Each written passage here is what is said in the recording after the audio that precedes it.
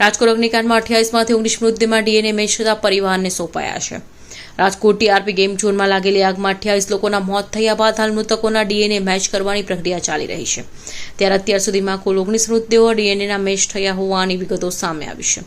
અત્યાર સુધીમાં 19 લોકોના મૃતદેહ તેમના સ્વજનોને સોંપાયા છે। આ ઉપરાંત રાજકોટ ક્રાઇમ બ્રાન્ચે ગેમ ઝોનમાં વેલ્ડિંગ કરનાર મહેશ રાઠોડ નામના શખ્સની અટકાયત કરી છે।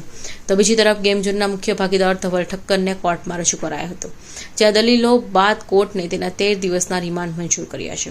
19 મૃતદેહ સોંપાયા છે સ્વજનોને।